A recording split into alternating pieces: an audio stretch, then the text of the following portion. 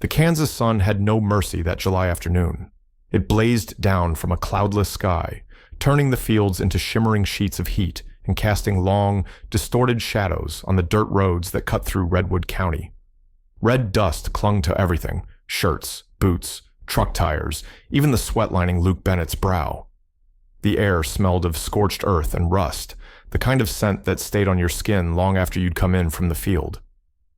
Luke was crouched beside the combine harvester again, knuckles stained with oil and a streak of grease running down his forearm like a battle scar. The machine was old, a 1981 Gleaner that had seen better decades.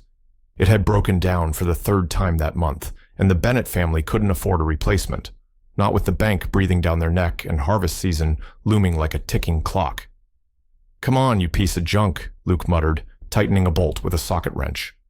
He paused, wiped his brow with the back of his hand, and glanced toward the farmhouse, a weathered two-story structure shaded by a gnarled oak tree. Inside, his father, Ray Bennett, rested after another rough night with his lingering stroke symptoms. His mother, Martha, was likely rolling dough or wrapping up another batch of homemade pies she sold at the church to scrape together a few more dollars. Luke was 25, but looked older, not because of age, but because of wear. His frame was lean and muscular from years of work, and his hands were as calloused as the soles of his boots. He'd never been the type to complain. He just kept going, kept fixing what needed fixing, kept trying to hold together a farm that seemed to be slipping away one cracked belt and unpaid invoice at a time. He heard it before he saw it, a sputtering sound, uneven and distressed, like a dying animal gasping for breath. Luke straightened up, narrowing his eyes toward the dirt road that ran alongside their property. A plume of dust was rising in the distance, and then came the shape, a green John Deere tractor, newer model, limping its way toward the edge of the Bennett farm before grinding to a pitiful halt. Luke set down his tools, gave the combine a pat like it were an old dog he'd be back for, and grabbed his toolbox from the truck bed. As he approached the stranded tractor, he spotted a man pacing beside it. Late 50s, maybe early 60s, with rolled-up sleeves, worn jeans, and eyes scanning his phone like it owed him a miracle. The man didn't look like your average weekend farmer. There was something about him, his stance maybe, or the quiet frustration in his expression, that suggested he was used to solving problems, just not this kind. "Fuel system," Luke called as he neared. The man looked up, a little startled, then offered a cautious nod. "Sounds like it. Been trying to get someone on the phone for an hour. Signal's about as dead as the engine." "Mind if I take a look?" "Please," the man said with relief. "I'm Elijah." Luke Bennett," he replied, already kneeling by the tractor, popping the panel open like he'd done it 1,000 times before. He worked quietly, with practiced efficiency. Years of keeping old machines alive had given him an almost instinctual sense for what was wrong just by the sound. He could tell this wasn't a catastrophic failure, just a clogged fuel line, probably from bad diesel or sediment. "Pretty machine," he said, nodding toward the tractor. "Bit too fancy for these parts." Elijah chuckled. "Just passing through. Field demo for some folks east of here." Luke didn't ask more. Didn't need to. He cleaned out the filter, swapped a line, wiped his hands on a rag that had once been a kitchen towel, and turned to the man. "Give her a go." The engine turned over with a low growl, then roared to life like it had never stalled. Elijah blinked, clearly impressed. "You sure know your way around machines." Luke just shrugged. "Out here, you either learn to fix things or learn to live without them." Elijah reached into his pocket. "Let me pay you, at least." "That would have cost me a toe and a lost day." Luke held up a hand, shaking his head. "Don't worry about it. Around here, we help folks when they're stuck. Ain't nobody else coming." There was a silence then, heavy in a good way. Elijah studied him, like he wanted to say something more but didn't. Instead, he stuck out his hand. "Thank you, Luke. That kind of neighborliness is hard to come by these days." Luke shook it firmly. "Take care now. Don't trust the fuel station on Route 14. Their tanks are older than this farm." Elijah laughed, mounted the tractor, and drove off, dust trailing behind like a long breath exhaled into the sky. Luke watched until the machine disappeared over the rise, then turned and made the slow walk back to his combine. He wasn't expecting anything in return. That wasn't why he did it. Out in Redwood, folks like him were raised to believe the land didn't just grow food, it grew people, and people had to take care of each other. But deep in his chest, behind the sweat and the worry and the exhaustion, a flicker of something warm lit up. Maybe it was pride, maybe hope. He didn't know then that in 7 days, a helicopter would land on that same field, kicking up the same red dust, carrying news that would shake the ground beneath his feet and rewrite the future of the Bennett farm forever. The sun had barely crested the horizon when Luke Bennett pulled on his faded jeans and slid his work boots over calloused feet. Another scorching day was already unfurling across the parched Kansas plains. Dust clung to everything like a second skin, on the windowsills, the porch railings, the barn roof, and most of all, on his family's hopes. Millstone Ranch, as his granddad used to call it, was barely holding together. 80 acres of what used to be thriving wheat and soybean fields now stood brittle and brown, thirsting for rain that hadn't come in weeks. The irrigation system, bought secondhand a decade ago and patched together too many times, had finally given up the ghost 2 months back. A cracked valve, a rusted pump, and not a cent to spare for repairs. Without water, the land was more dust than soil. Inside the kitchen, the scent of reheated cornbread and weak coffee greeted Luke. His mother, Martha Bennett, stood at the stove wearing her usual gingham apron. The lines on her face deepened each day, carved by years of early mornings and quiet worries. She turned and offered him a small smile, but it didn't reach her eyes. "I put aside 2 biscuits for you," she said, nudging a chipped plate across the counter. "You'll need 'em before heading out to check the north fence line." Luke nodded. "Thanks, Mama." He bit into one without much appetite. His father, Ray Bennett, sat at the small wooden table in the corner, nursing his coffee with one shaking hand. The stroke had come nearly 6 months ago. A small one, the doctors said, but it left him slower, softer spoken, and worn. He still tried to help around the property, but even walking out to the porch left him winded some mornings. Ray looked up at his son, his voice gravelly. "Bank sent another notice?" Luke nodded, sliding a folded envelope from his back pocket and laying it on the table without a word. The bright red stamp across the front said it all. Final notice. 3 weeks. That's all the time they had left to come up with $42,000 in back payments and interest, or the farm, land that had been in their family since 1918, would be foreclosed and auctioned off to the highest bidder, likely a faceless corporation buying up land by the county. Ray grunted, staring at the envelope like it might burst into flames if he looked hard enough. "I ain't letting 'em take this place," he muttered. Luke sat across from him. "I know, Dad, I know. I'm doing all I can." And he was. Luke took every odd job he could get his hands on, fixing busted lawnmowers, welding broken gates, cleaning out irrigation trenches for other folks. He even helped the Hargrove brothers over in Findlay dig out their collapsed septic tank last week for $80 and a 6-pack. But it wasn't enough. It was never enough. Martha set a mason jar of peach jam in front of him. "June's dropping by later," she said casually, wiping her hands on a dish towel. Luke raised an eyebrow. "June? On a school day?" "She's bringing a few of her 3rd graders to tour the garden. Told me she thought they could use a break from their multiplication tables. Said something about teaching them where food really comes from." Luke allowed himself a small chuckle. "Well, it sure ain't coming from our ground these days." Martha gave him a look. "Watch your mouth. That dirt fed 3 generations of Bennetts. Still has some fight in it." He glanced out the window at the back garden, really just a tired patch of squash and tomatoes hanging on by a thread thanks to hand watering. Most of the field beyond it lay fallow, yellow, and cracked. "Yeah," he said softly. "I hope so." Just before noon, June arrived in her beat-up Subaru, the kind every small-town school teacher seemed to inherit. 4 dusty kids piled out, squealing at the chickens pecking along the fence line. "Easy with the coop, y'all," June hollered with a laugh, waving at Luke. "That rooster's got a temper." Luke smiled as she walked up the gravel path, her sundress catching the breeze and a straw hat shading her freckled face. June Whitmore had been his best friend since 6th grade, the kind of friend who'd once helped him fix his pickup after prom and hadn't told a soul when he cried after his dog died.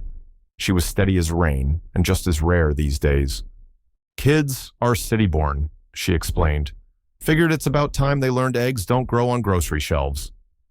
Luke nodded, looking down at the group as they poked around the rusty wheelbarrow and tried to pet the goats. "You ever wonder what you're doing still stuck in this town?" he asked. June looked at him with a quiet kind of firmness. "Number, I belong here, same way you do."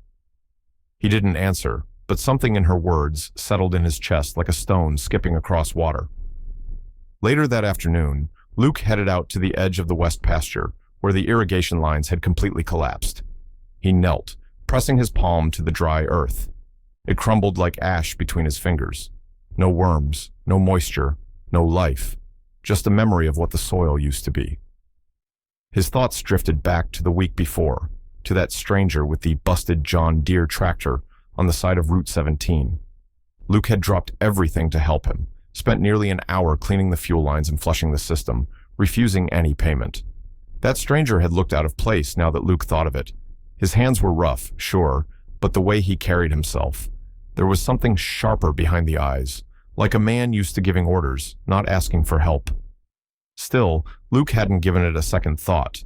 Folks in Redwood helped each other, not because they had to, but because it was the only way anyone made it. He wiped sweat from his brow and adjusted the brim of his cap, staring out across the land. A hawk circled above, casting a lone shadow over rows of failed corn stalks. The silence was heavy, stretching in every direction.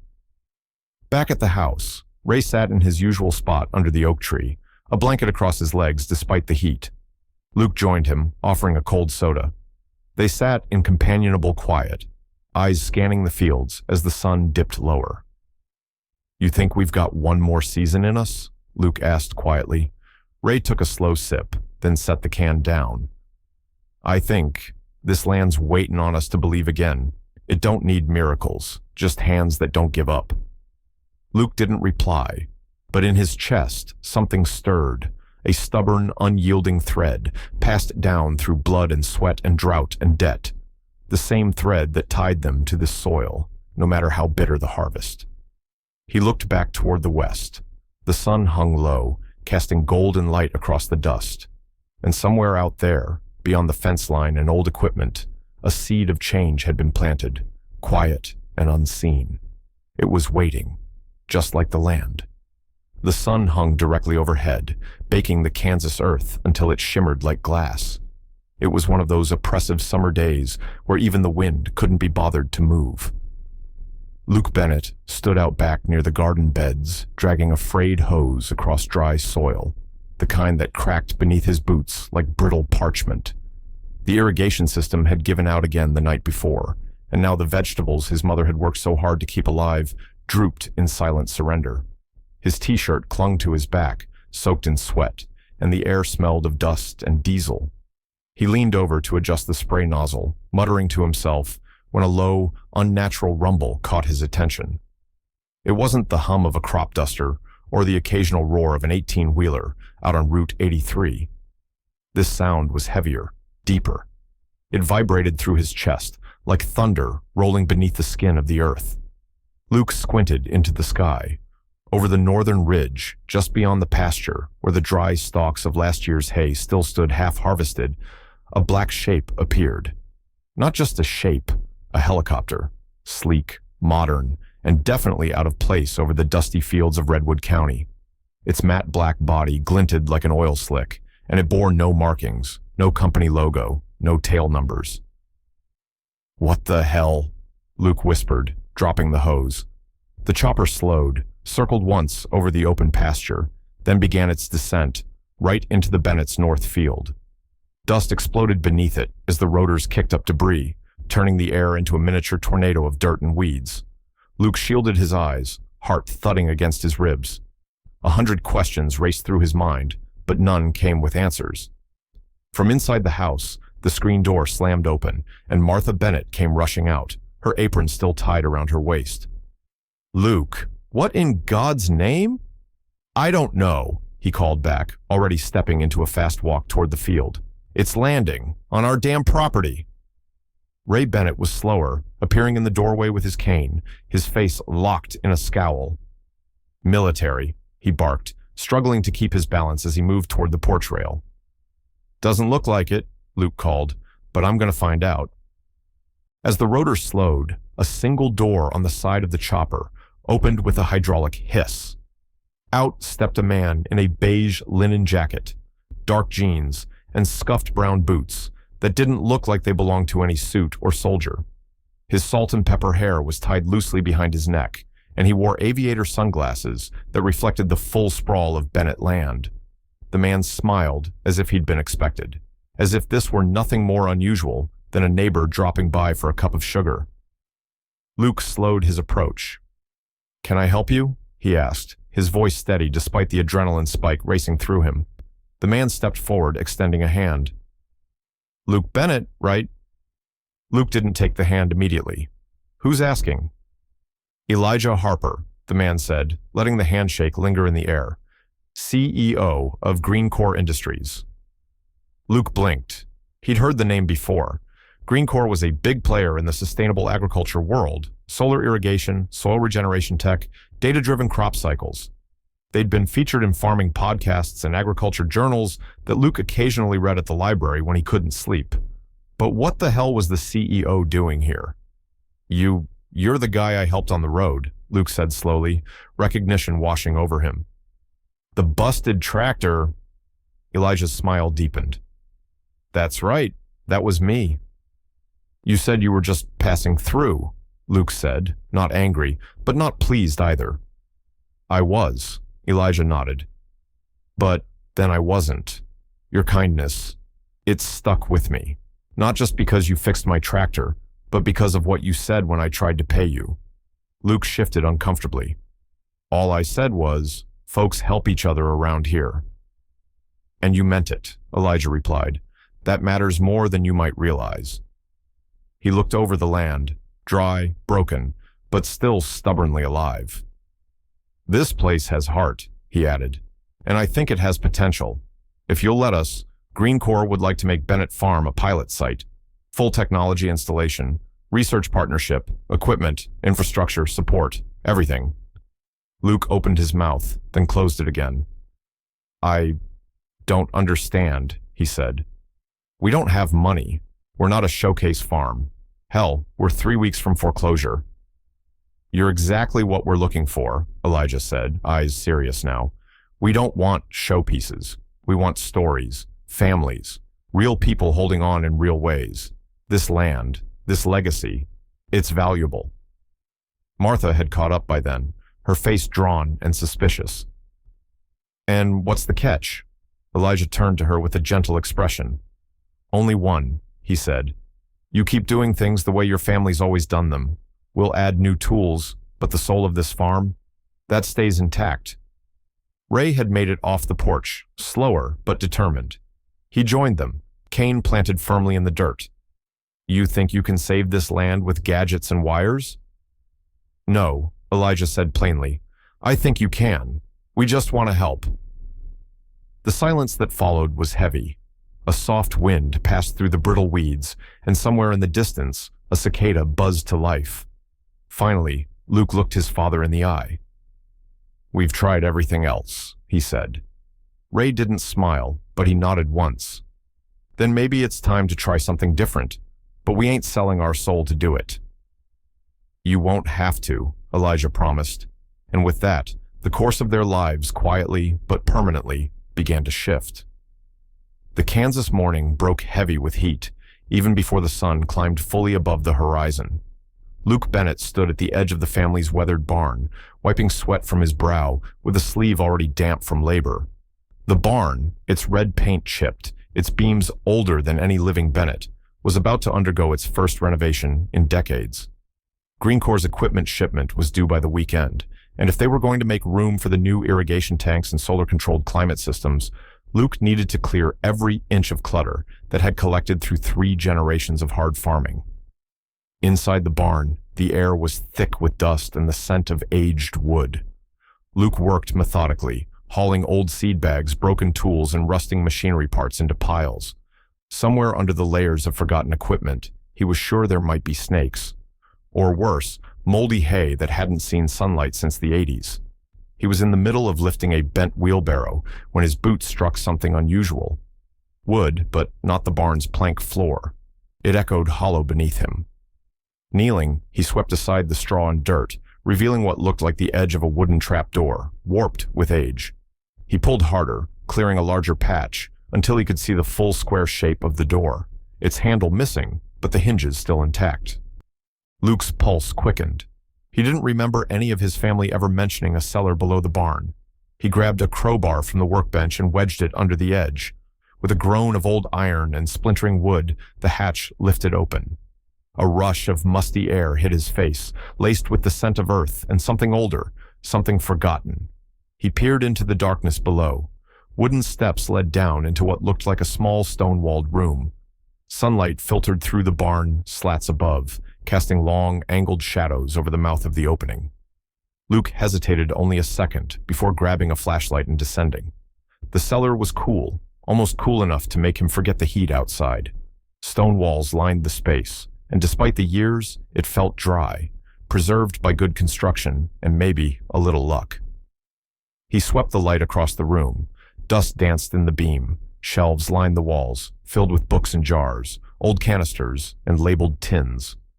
A worn leather chair sat in the far corner beside a rusted stove, and directly above it, a framed photo of a stern-faced man with the kind of weathered face only Kansas sun could carve. His great-grandfather, no doubt. Luke set the flashlight down and opened one of the leather-bound notebooks. The ink had faded, but the handwriting was meticulous. He scanned the page.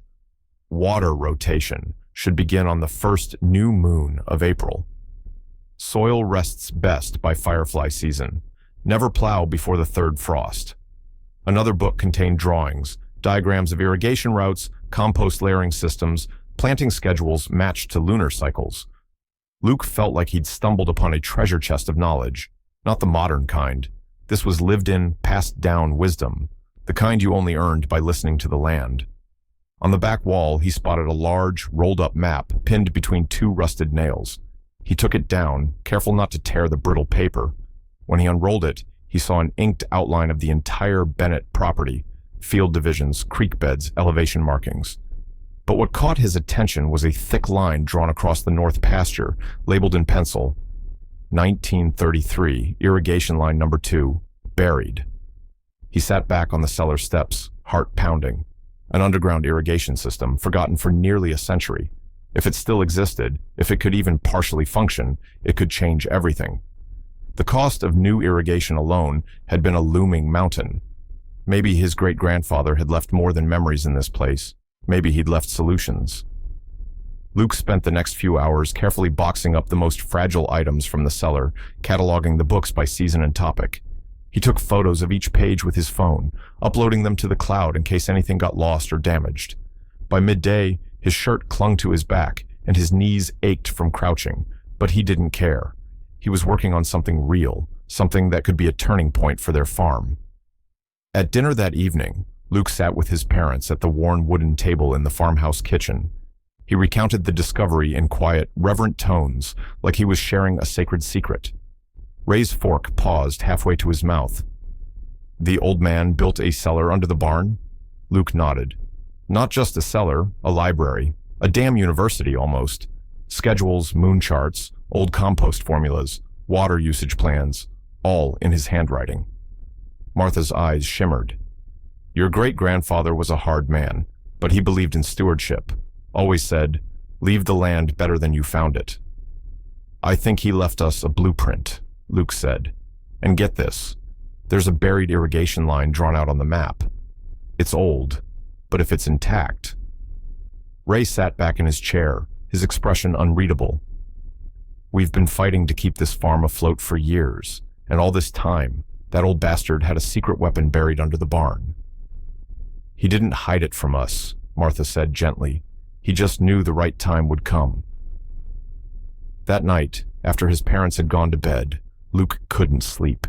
His mind replayed the pages he'd read, the diagrams, the faint scent of old paper and dust that still clung to his clothes.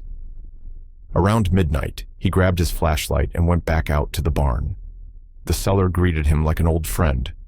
He descended the stairs quietly and sat back in the leather chair, flipping through a book marked with faded bookmarks made of pressed flowers and corn husks. A creak echoed above. Luke froze. Another footstep, he was sure of it, coming from the direction of the feed room behind the barn. He turned off the flashlight, his breath held. The cellar went pitch dark. He heard a faint thud. Something, or someone, had stepped on the loose board near the storage bins. No animals made footsteps that deliberate. Slowly, quietly, Luke rose from the chair and pressed himself against the wall near the stairway. A sliver of moonlight cut across the floor through the cellar door he'd left ajar. Shadows moved above. He didn't dare breathe. And then, just as suddenly, silence. Long, thick silence. Whoever it was, they were either gone or waiting. Luke reached for the old crowbar he'd left near the stair. He gripped it tight, his knuckles whitening. The night had gone from discovery to dread in seconds. He was no stranger to the dangers of rural life, wild animals, weather, even the odd vagrant. But this felt different, calculated, intentional. He didn't go back up that night. Instead, he stayed in the cellar, flashlight off, crowbar in hand, waiting. Above him, the barn creaked and sighed in the wind like it always had. But now, every sound felt like a warning, and somewhere in the dark, someone else knew what he had found. The wind had changed. It was a subtle thing, nothing dramatic, nothing that would show up on a weather app. But anyone raised in Kansas could feel it. The air got thinner somehow, cooler even under the weight of a summer night. And for Luke Bennett, standing in the open barn doorway at a little past midnight, that shift in the wind felt like a warning. The night had already stretched long. After finding the hidden cellar under the barn earlier that week, Luke had barely slept. He'd spent the past 2 nights poring over his great-grandfather's meticulous handwritten notes, running his fingers across the delicate yellowed pages, as if trying to absorb wisdom through his skin.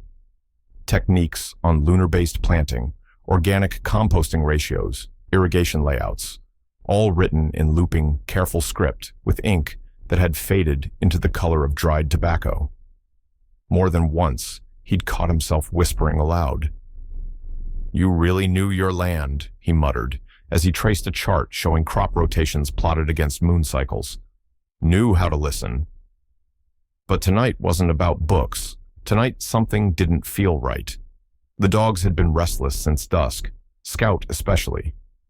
Normally calm, the old mutt had growled low and steady for nearly 15 minutes straight before Luke finally gave in and walked the perimeter. He carried his late uncle's flashlight, the old silver one with the dent near the lens and a stubborn switch. The beam jittered in his hand as he crossed behind the barn, toward the newly cleared patch of land where Green Corps' first equipment shipment was due to arrive in 2 days. That's when he saw it. A figure, just on the edge of the tree line, maybe 60 yards out. Too tall to be June, too still to be Elijah or one of the techs. Luke killed the flashlight and crouched low beside the water barrel, narrowing his eyes. "Hey!" he called out, voice firm and carrying. No response. "You lost or just rude?" Still nothing. Then the figure moved, quick and silent. Luke flicked the flashlight back on, but it was too late. Whoever it was had slipped behind the trees and vanished into the darkness beyond the cottonwoods. Luke's pulse pounded in his ears. He turned back toward the barn in a half-run, ears trained for footsteps that never came. The night was too quiet. That kind of quiet only happens when something wild is watching. Inside the barn, the trapdoor to the hidden cellar was open. He had left it closed. The dread came fast, as if the air had thickened. Luke dropped down into the cellar, boots clanging on the old iron rungs, and snapped the light around the space. Nothing looked moved at first glance, but the old oilcloth covering the workbench had been peeled back. His great-grandfather's ledgers, once stacked in perfect columns, had been rifled through. One was even open, splayed flat like a dead bird. And the small wooden box, the one containing the sealed seed pouch he'd found tucked behind the irrigation diagrams, was gone. Luke swore under his breath. Footsteps overhead. He snapped off the light and backed into the far corner of the cellar, heart hammering against his ribs. The barn floor groaned above him. Too slow for animals, too heavy for wind. Then silence. A minute passed, then 2. Luke edged back toward the ladder, climbing quietly, 1 foot at a time. He eased open the trapdoor and scanned the barn. Nothing. The door was still closed. The only sound was Scout barking furiously from the house. Luke bolted out the barn and toward the porch. "Dad," he called, breath ragged, "someone's been on the property." Lights flipped on inside the farmhouse. Ray Bennett appeared at the front door, holding a shotgun with practiced ease despite his limp. "What the hell's going on?" "Somebody was in the barn, got into the cellar. They took something." By the time they got back to the barn, the intruder was long gone. But the tracks were there, boot prints in the dry soil, a tire track by the fence line that hadn't been there the day before. Ray looked at the disturbed dirt and then at Luke. "You think it's some punk kid?" "No," Luke said, jaw tight. "This was targeted. They knew what they were looking for." The next morning, over burnt coffee and silence thick enough to spread with a butter knife, Luke called Elijah. "I need you to come out here," he said, voice clipped. "Something wrong?" Elijah asked. "We had a visitor last night," Luke said, "one who wasn't invited." Within 2 hours, Elijah's black truck pulled up the drive. He wore his usual look of tired authority, jeans, boots, collared shirt, with sleeves rolled up like he had nothing to hide. June showed up a few minutes later, uninvited but expected, concern written all over her face. Luke showed them the cellar, showed them the ledgers, showed them what was missing. "It was a sealed pouch," he explained, labeled with this symbol, some kind of crow or raven stamped in wax. Looked old, real old. Elijah went pale. "You're sure?" "I know what I saw." Elijah exhaled and leaned against the wall. "That symbol, it's from an old seed bank initiative, experimental genetics, pre-war era, lost after the Dust Bowl." June frowned. "Why would someone steal it?" Elijah turned to her.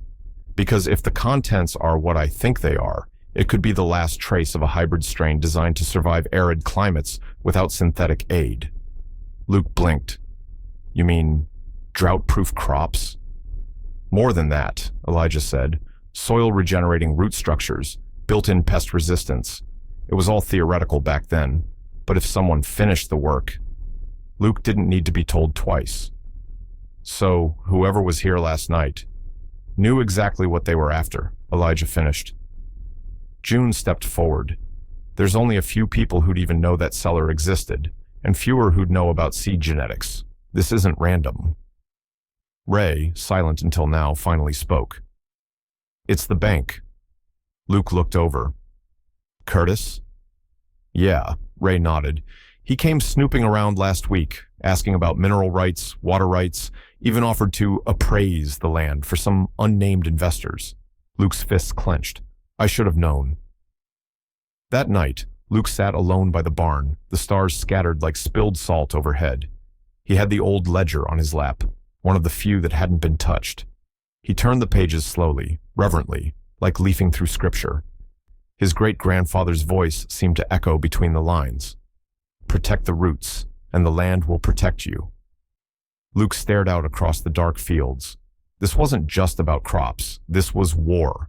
A quiet one, maybe, but just as dangerous, and he didn't plan to lose.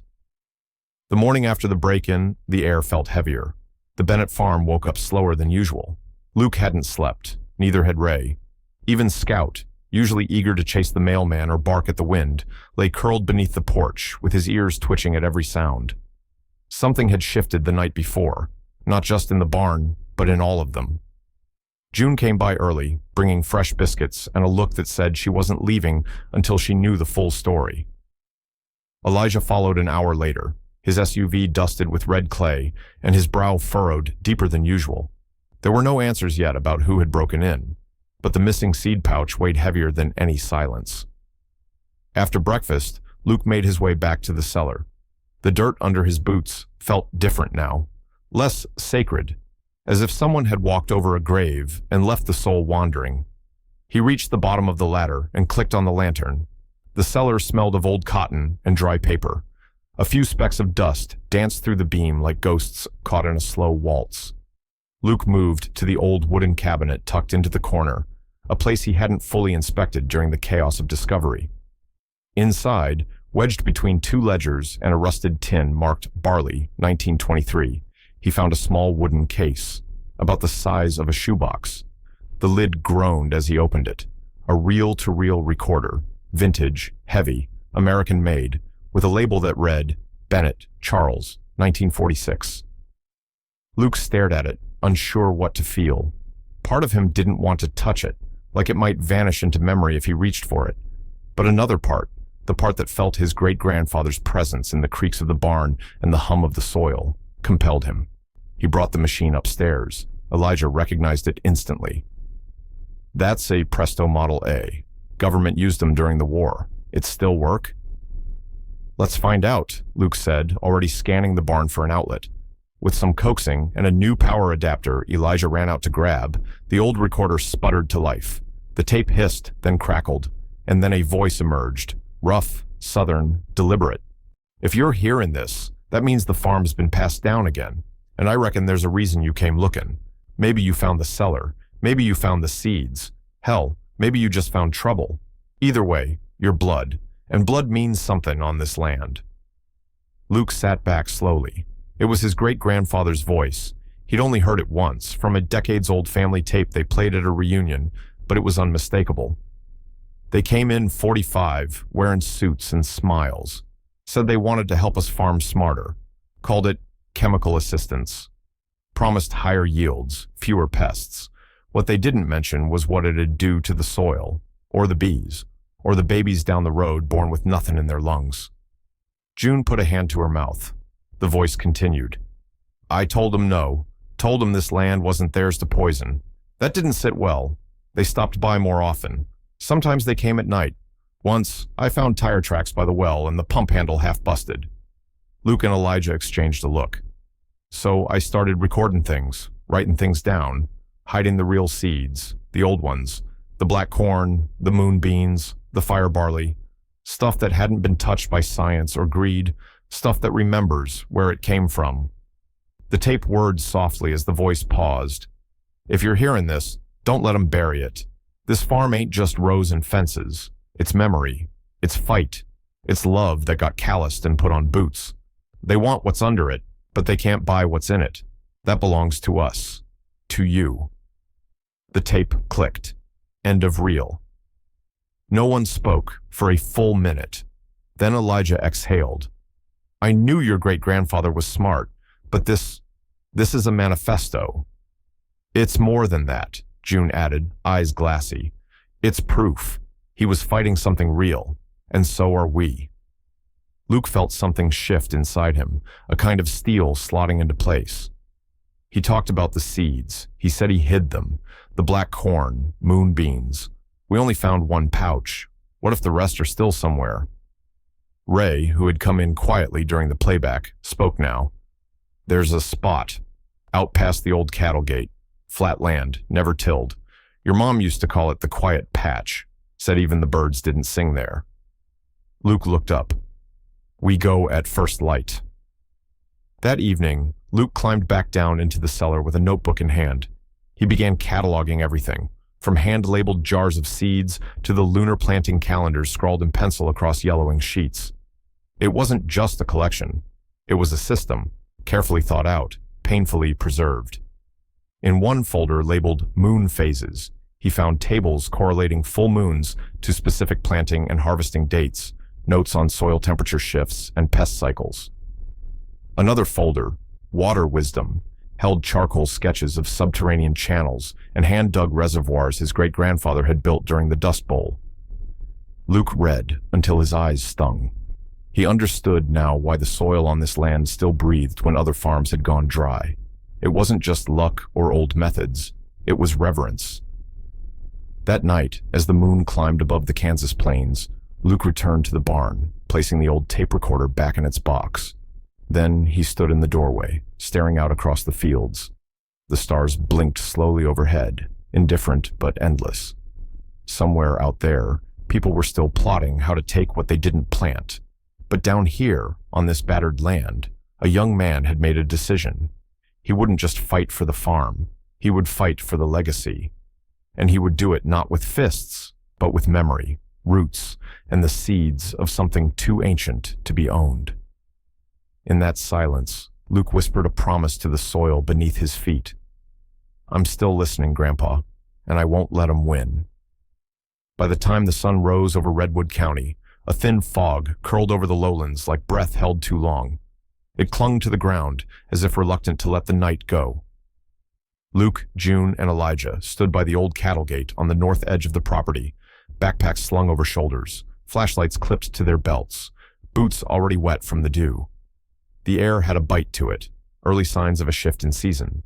But it wasn't the cold that made Luke's hands feel tight around the map his great-grandfather had marked nearly 80 years ago.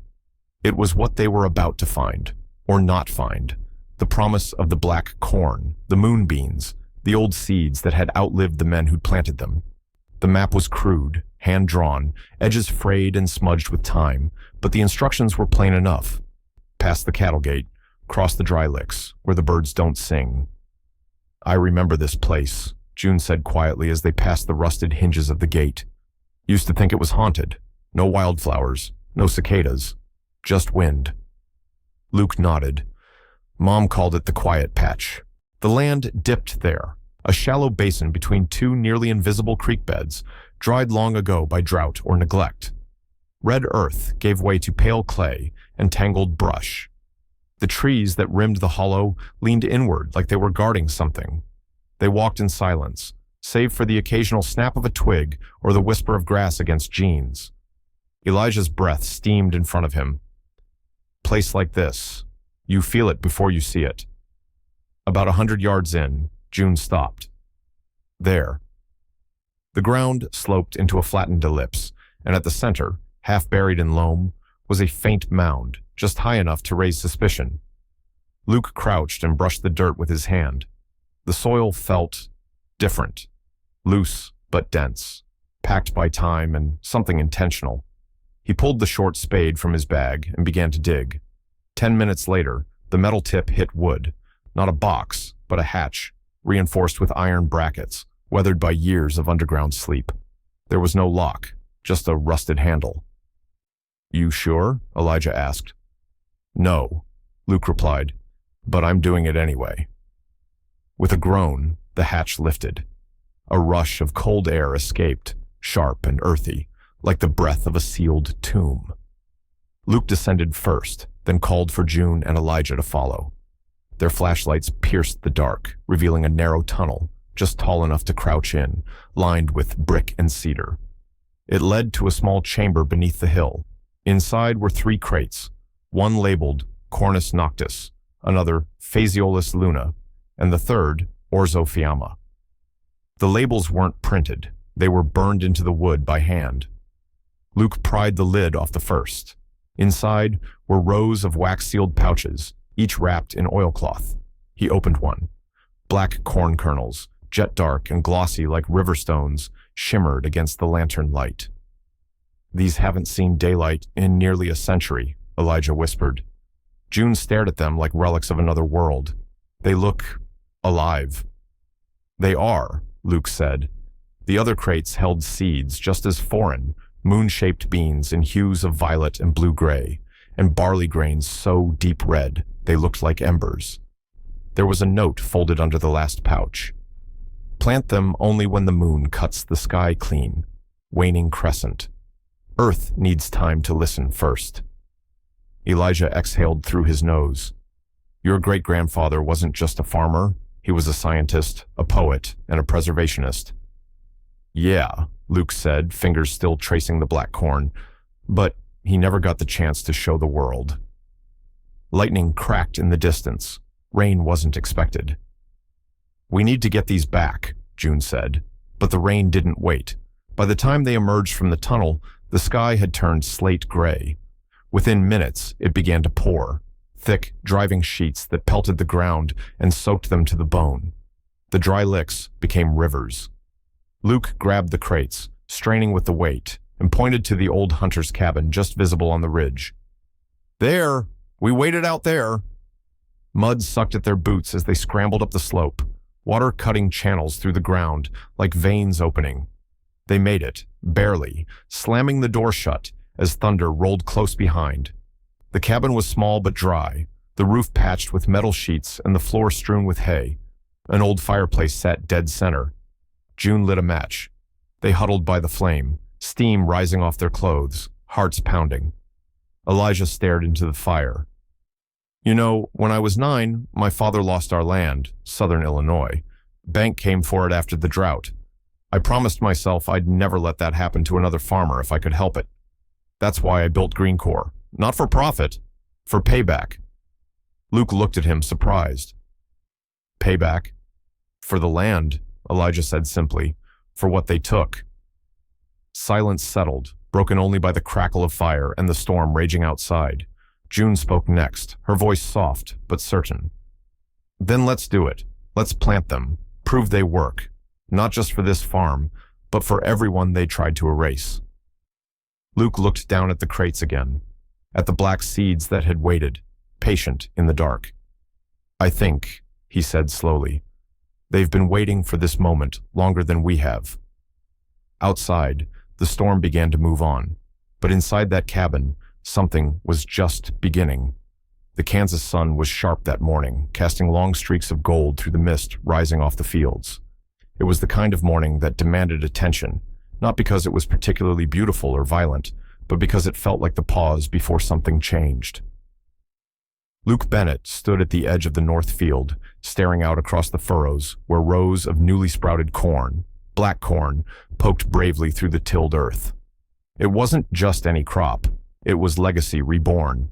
GreenCorp had wasted no time. The seeds Luke, June, and Elijah had recovered from the hidden cache beneath the quiet patch had passed every lab test GreenCorp threw at them. The results were staggering. Double the yield, higher resistance to drought and blight, and nutritional density nearly off the charts. The black corn was unlike anything the modern agricultural industry had seen. But good news in agriculture travels faster than rain during a dry season, especially to those who profit from scarcity. Curtis Malone returned that week. This time, he wasn't alone. A convoy of black SUVs with tinted windows and gleaming rims rolled up the Bennett driveway like a funeral procession. Out stepped Suits, sleek, smiling, with clipboards and contracts. Behind them, the face Luke recognized from bank letters and glossy real estate brochures, Byron Keene, head of Mid-Harvest Capital, a land acquisition firm that had quietly been buying up struggling farms across the Midwest. "Mr. Bennett," Keene said as he approached, hand extended, teeth too white to be honest. "Word travels, and I must say, the work you've done here is extraordinary. We'd like to make an offer." Luke didn't take his hand. "The land's not for sale." Keene chuckled. "Everything is for sale. It just depends on the number."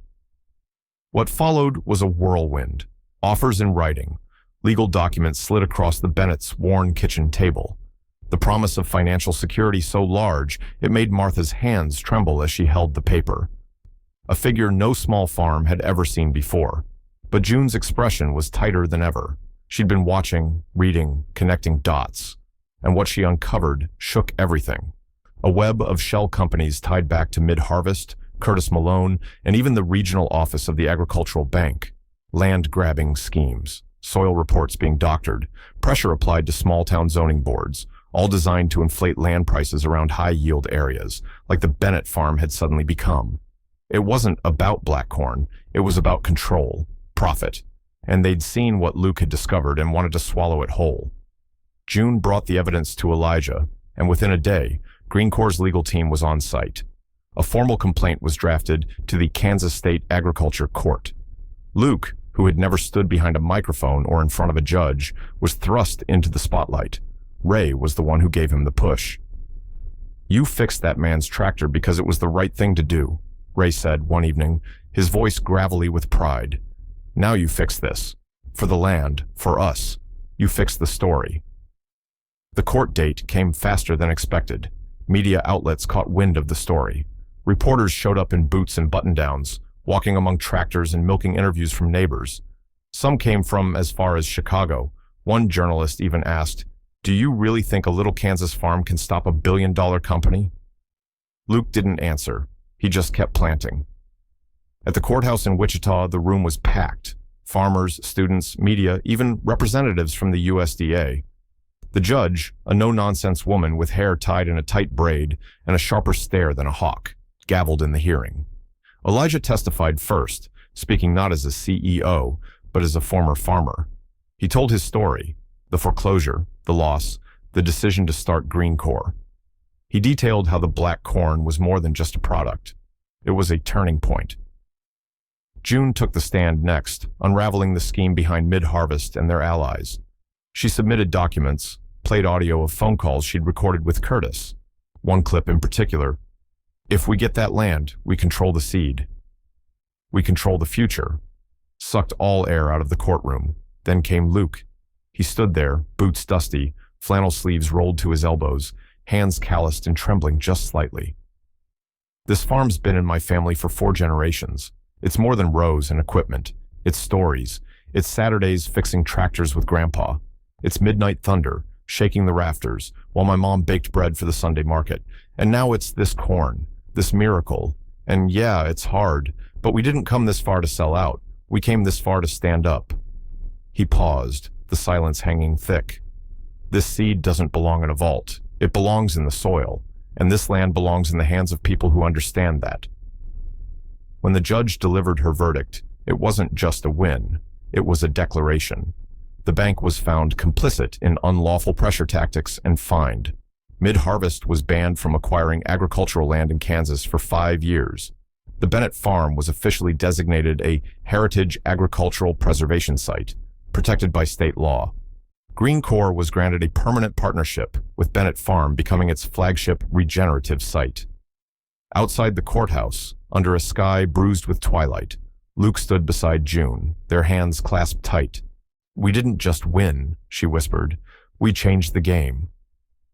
Luke looked out across the street, where a small group of kids was gathered around a food truck selling fresh roasted black corn. He smiled. "No," he said, "we planted something bigger." And the wind carried that promise, straight across the plains. The courthouse in downtown Wichita didn't look like much from the outside. A squat gray building with more glass than soul, tucked between 2 bank towers and a parking garage that always smelled like old coffee and regret. But on that particular morning, with the Kansas wind curling around flagpoles and whipping up grit from the sidewalks, the courthouse felt like the center of something far bigger. Inside the cab of their weather-beaten Ford pickup, Luke Bennett sat in silence. His hands rested on the steering wheel, not gripping it, just touching it, like he needed the feel of something familiar. Across from him in the passenger seat, June flipped through the documents in a manila folder, the sound of rustling paper loud in the stillness. Luke had never worn a suit that cost more than $50. The one he had on now didn't either. The collar was too stiff, the cuffs too short, and it felt like a borrowed skin, a thin layer wrapped over the calluses and sunburns of a life lived on red Kansas dirt. "You sure we're doing the right thing?" he asked without looking at her. June didn't pause in her reading. "Nope. But sometimes the right thing and the hard thing are the same thing." Luke gave a short, dry laugh. "You should be up there talking, not me." "I will be. But this lands in your blood. That courtroom needs to hear your voice, not just the facts, the truth." In the back seat, Ray Bennett shifted with a grunt, his worn denim brushing against cracked leather. He hadn't said much that morning, just sat with his old veteran's cap pulled low, a thermos of coffee in one hand and the weight of 3 generations in the other. "If you get nervous," Ray muttered, "just picture that Malone fella with manure on his boots. Helps take the edge off." Luke smirked. He took a breath, let it out slow. Then he stepped out into the wind. The courtroom was full, not just with lawyers and plaintiffs and press. It was full of people who understood dirt, who'd lost farms, or nearly had, who knew the exact weight of debt in a man's chest. Luke saw familiar faces, old Mr. Graves from down by Oak Hollow, the Delaney sisters who ran the dairy off Route 52, even a few students from the state ag school, scribbling into notebooks, eyes wide like they were watching history unfold in real time. At the front sat the judge, a tall woman with silver hair pulled back so tight it looked painful. Her robe billowed like a thundercloud as she adjusted the microphone and called the case. Bennett versus Kansas Agricultural Bank and Consolidated Land Holdings. Luke's name echoed off the marble walls. He swallowed hard.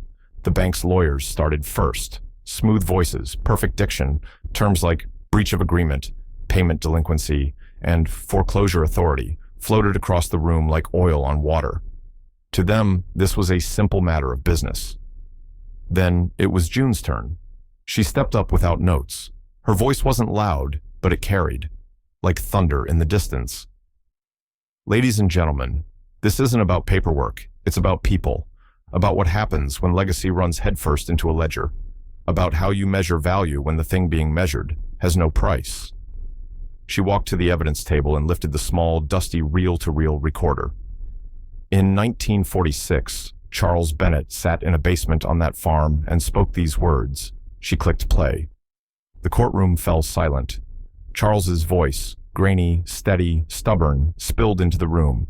He talked about chemicals, about manipulation, about refusing to sell what couldn't be bought. He spoke like a man who knew the cost of standing firm and was willing to pay it. When the tape ended, no one moved. Elijah Harper took the stand next. No suit, no tie, just the same work jacket he wore when walking fields. I didn't come to buy the Bennett farm. I came because it reminded me of what farming used to mean, and what it still can. Greencore wants to build with families like the Bennetts, not pave over their legacy for profit. The bank fought back, hard. Their lawyers called the recording inadmissible. They tried to paint Elijah as a manipulative corporate interest. They even called Luke naive. So Luke stood. He walked slowly to the front, looked the judge in the eye. My name's Luke Bennett. I fix tractors. I grow food. I carry my dad when his legs give out. And I was raised on a patch of dirt where people still believe a man's word means something. He pulled out a photograph, his great-grandfather, standing with his father and a young Ray, all smiling beside a crop of black corn. That photo was taken on the land this court says doesn't matter. But it mattered to them. It matters to me. And it damn well ought to matter to this state. He held up a pouch, one of the original black corn seed bags recovered weeks before. These seeds, they ain't just heritage, they're hope. And this land, it's not up for auction. When the judge called recess, Luke stepped out into the sun. The crowd parted around him like wheat before a plow. Then, out of the corner of his eye, he saw Curtis Malone. Curtis lit a cigarette, flicked the ash, smiled. That was cute, Bennett. Heartwarming even. But this isn't a Hallmark movie, it's business. Luke stared at him, quiet, calm. Maybe, but not today. Today it's about justice. 3 days passed. On the morning of the 3rd, the courthouse clerk called. June answered. Luke listened. Ray wept. They'd won. Foreclosure frozen. The judge ordered a full review of the bank's acquisition practices. Curtis Malone was placed under investigation. And, as if the wind itself had cast a vote, the Kansas State Legislature approved the Heritage Agricultural Preservation Zone, starting with Redwood County. Luke walked out to the field, ran his hand through the soil. It felt alive again. That night, the wind blew from the north, and for the first time in years, it carried something more than dust. It carried a promise. The Kansas summer came in softer that year. No searing winds, no cracked earth, just a sun that rose steady, golden, like it had finally remembered how to be gentle. And in the fields of the Bennett farm, green unfurled like a second chance. It had been 12 months since the courtroom in Wichita changed everything. A year since a judge's gavel rang out and history bent its spine toward justice. A year since Luke Bennett stood up, not just for his family's farm, but for the thousands of forgotten hands who had worked land like his and heard nothing back but silence. Now the silence had lifted. Now the land was talking again. The Bennett place was no longer just a farm. It was a symbol, a pilot site, a legacy rebuilt and reimagined. Thanks to support from Greencore Industries, the Henderson Foundation, and the Kansas State University Ag Tech Division, the land once scheduled for foreclosure was thriving. So were the people tied to it. The farm's new name was carved into a slab of reclaimed oak just off the main road, the Bennett Center for Regenerative Agriculture and Rural Heritage. Underneath it, in smaller font, a quote from Charles Bennett's recording, "They want what's under it, but they can't buy what's in it." The day's sky was clear blue, with tufts of white cloud drifting like thoughts. A light breeze carried the smell of tilled earth, clover, and dry hay across the rolling pasture. Birds were louder than usual. Even nature seemed to understand the gravity of what was being celebrated. People came from across the Midwest for the dedication ceremony. Farmers from Arkansas and Nebraska, professors from the University of Iowa, tribal leaders from Oklahoma who recognized the land as not just fertile, but sacred. The local high school band played a halting but heartfelt rendition of "This Land Is Your Land," while students sold lemonade and sunflowers from painted booths. June moved through the crowd with calm assurance. In a flowing linen dress and a straw sun hat that shaded her radiant face, she looked like a prairie bloom come to life. She paused to greet neighbors, hug old friends, and answer curious questions about the education programs they now offered on site: soil health, crop rotation, family stewardship, and even folk agricultural traditions taught by local elders. She kept one hand resting gently on her growing belly. A few yards away, Ray Bennett sat under the wide arms of the oak tree that had watched over 4 generations. He'd insisted on walking to his seat without help, cane or no cane. He still moved with the stubborn strength of a man who knew how to ride a storm down to its last wind. His veteran's cap was pressed firm against his thinning hair, and on his lap rested a worn journal, Charles Bennett's original log, now rebound and digitized for the public, but still sacred in its raw, handwritten form. Elijah Harper arrived just before the ceremony, the tailgate of his dusty black truck creaking open. He stepped out with a familiar ease, his bolo tie crooked, his sleeves rolled. Under one arm, he carried a small wooden box. He found Luke near the barn, surrounded by young volunteers sorting seed packets into color-coded bins. The barn had been restored in part, but much of its weathered wood had been preserved on purpose, visible scars that whispered history. "Brought you something," Elijah said, handing over the box. Luke raised an eyebrow, then opened it. Inside lay an old brass pocket watch, polished clean but still heavy with time. "Belonged to my grandfather," Elijah said. "I figured it should stay in the hands of someone who still understands what time means when you're working land like this." Luke held it a moment longer, then nodded. "I'll keep it ticking." They shook hands like brothers, nothing more needing to be said. When it came time for the dedication, the crowd gathered in a half circle under the shade of a new pergola built from reclaimed barn beams. A simple stage was laid over hay bales and wooden planks, just high enough for folks to see without anyone having to pretend they were more important than the dirt under their boots. June spoke first. She talked about education, community, and the responsibility of remembering. She quoted Charles Bennett, but also quoted a third grader who'd once asked her, "Do seeds dream too?" The question left the crowd chuckling, until they realized how honest it was. Elijah spoke next. "Green Corps' mission isn't to save family farms," he said plainly. "It's to remind the world why they matter." He talked about innovation rooted in tradition, of not replacing what came before, but building upon it with respect. Then came Luke. He stepped up in jeans, a clean-colored shirt, and boots that still bore the red dust of early morning. He looked out at the crowd, then at the fields, then back again. "This land," he began, voice steady, "has been called a lot of things over the last 100 years. Too dry, too small, too old-fashioned. But no one ever called it empty. Not once. Because it never was. It held memory. It held knowledge. It held soul." He paused. "They tried to take that from us. Tried to tell us that legacy doesn't matter, that land can be counted and traded like cattle. But land doesn't just hold crops. It holds people. It holds truth. And when that truth is spoken out loud, when we stand up for it like my great-grandfather did in 1946, it echoes, and it grows."